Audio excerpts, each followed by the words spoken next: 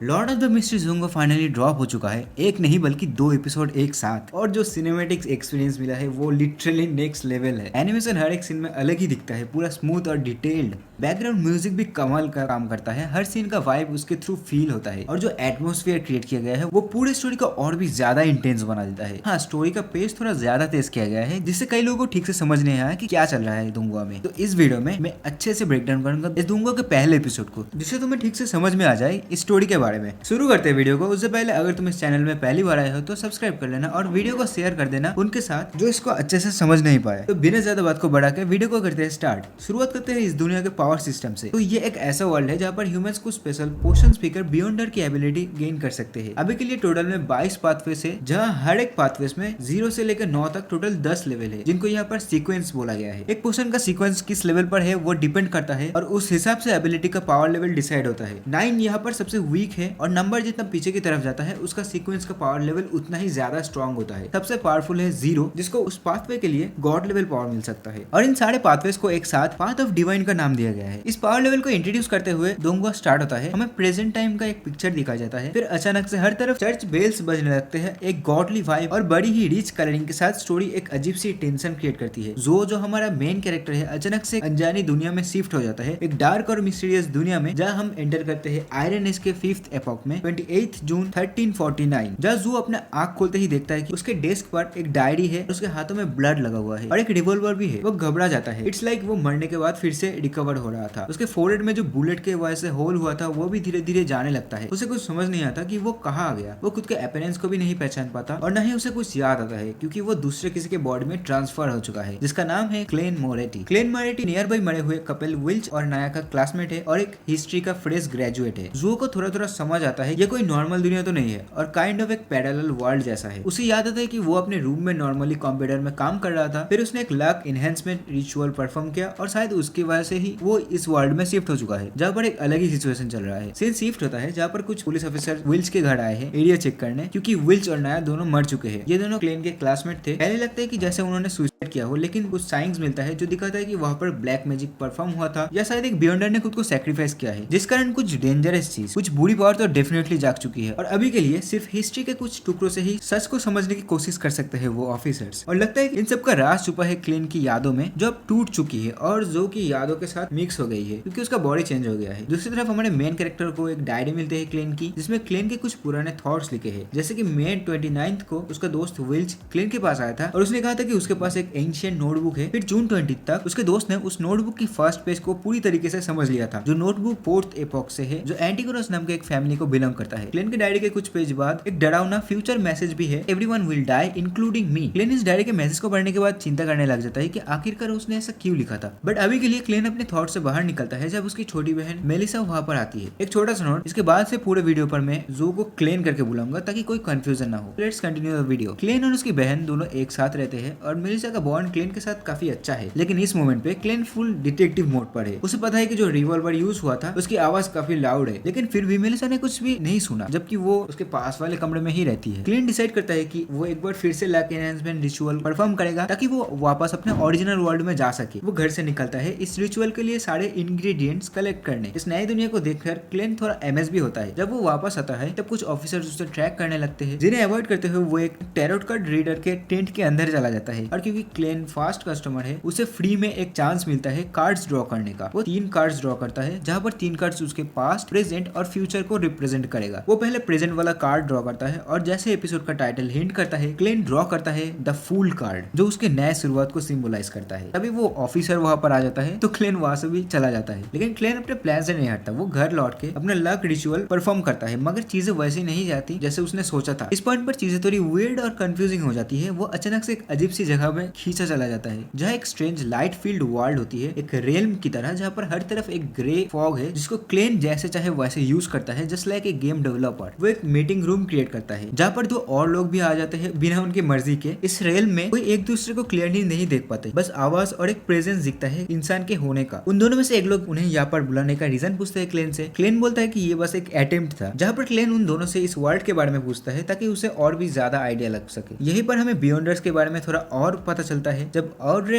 Elgar से पूछती है कि वो एक बियॉन्डर कैसे बन सकती है। एल्गर पहले थोड़ा शॉक हो जाता है क्लेन की पावर से, क्योंकि एल्गर फिजिकली अभी सोनिया से पर है और दूसरी तरफ वो लड़की लियोन किंगडम से है जिनका डिस्टेंस काफी ज्यादा है, और तब भी क्लेन उनको समन कर पाया, जो कि एक अलग लेवल का पावर है। मगर अभी के लिए वो इस चीज को भूल के ऑड्रे को बोलता है कि इस वर्ल्ड में कुछ स्पेसिफिक चर्च है, जैसे Lord of the storm, Evernight goddess. बियॉन्डर बनने के लिए किसी चर्च का हिस्सा बनना पड़ता है। ये सच है कि बियॉन्डर्स एग्जिस्ट करते हैं और वो लोग कंटिन्यूअसली फाइट कर रहे हैं अगेंस्ट इविल, मगर बियॉन्डर हर कोई नहीं बन पाता। वो पूछती है क्या दूसरा कोई रास्ता है, तो एल्गर कहता है कि उसके पास दो सीक्वेंस 9 पोशंस है। एक का नाम है सेलर और दूसरे का नाम है द ऑडियंस, जिससे एक यूजर कीन ऑब्जर्वेशन अचीव कर सकता है। इस कॉन्वर्सेशन के बीच ही क्लेन के अपार्टमेंट का डोर नॉक होता है, जिससे वो इस रेल में अपना कंट्रोल खोने लगता है, जिस कारण इस मीटिंग को वो यहीं पर रोक देता है और सबको वापस भेज देता है। वो डिसाइड करता है कि आगे से ये गैदरिंग हर मंडे को 3 बजे होगी और वो लोग अपने अपने कोड नेम रखते हैं जो वो लोग यहाँ पर यूज करेंगे। ऑड्रे हॉल का कोड नेम है जस्टिस, एल्गर विल्सन का हैंग्ड मैन और क्लेन का कोड नेम है मिस्टर फूल। क्लेन वापस होश में आता है और दरवाजा खोलता है। वो देखता है लियोनार्ड को। ये वही बंदा है जो पहले क्लेन का पीछा कर रहा था। लियोनार्ड के साथ इस बार डन स्मिथ नाम का एक बंदा भी होता है। वो लोग एंटीगोनस फैमिली नोटबुक मिसिंग होने के बारे में क्वेश्चन पूछता है क्लेन से। सबूत ये दिखाता है कि क्लेन शायद विल चोरना के मौत से पहले उनके आसपास था। क्लेन उनको सब कुछ सच बोलता है कि उसे कुछ भी याद नहीं है। वो अपने सुसाइड अटेम्प्ट के बारे में भी बताता है, लेकिन उसे एक साइकिक वेरिफिकेशन टेस्ट भी देना होगा जिससे उसकी सारी यादें वापस आ सकती है। लेकिन दिक्कत ये है कि अगर ऐसा होता है तो शायद क्लेन का बॉडी स्विच वाला राज भी सामने आ जाएगा। क्लेन एक मौके का फायदा उठाकर भागने की कोशिश करता है, लेकिन रियलिटी में ये सब उस साइकिक टेस्ट का ही पार्ट था और ये एक ड्रीम सीक्वेंस है। इस ड्रीम सीक्वेंस का अंदर डन स्मिथ दिखाई देता है और वो एक्सप्लेन करता है कि वो भी एक बियॉन्डर है नाइट हॉक ग्रुप से, जो रात के टाइम पर और भी ज्यादा पावरफुल होते हैं। स्मिथ के पास ड्रीम को कंट्रोल करने की पावर होती है, जहाँ वो एक साइकिक स्पिरिट को भी समन करता है जो एक फीमेल बियॉन्डर है डेथ पाथवे की। वो साइकिक क्लेन को उसके माइंड के अंदर ले जाती है ताकि सारी इन्फॉर्मेशन जान पाए। क्लेन वहाँ पर अपने रियल वर्ल्ड वाले पेरेंट्स की मेमोरी देख पाता है, मगर वो साइकिक कुछ भी सेंस नहीं कर पाती क्योंकि क्लेन के माइंड पर भी वही ग्रे फ्रॉग होता है, जिसके कारण वो अपने रियल वर्ल्ड वाले सारे मेमोरीज को छुपा रखने में कामयाब हो जाता है और साइकिक टेस्ट में भी पास हो जाता है। और ये भी कंफर्म हो जाता है कि क्लेन ने खुद को ही शूट किया था, लेकिन वो स्पिरिट कहती है कि उसने कभी इतनी कंफ्यूजिंग सिचुएशन नहीं देखी। क्लेन ने खुद को शूट तो कर दिया था, लेकिन फिर भी वो जिंदा है। ऊपर से उसके लॉस्ट मेमोरी का कोई भी ट्रेस नहीं मिला। स्मिथ थोड़ा सोचता है कि अभी भी एंटीगोनस फैमिली का नोटबुक भी मिसिंग है और क्लेन की जान को भी खतरा हो सकता है। तो वो क्लेन को एक सिचुएशन ऑफर करता है। वो पूछता है कि क्या तुम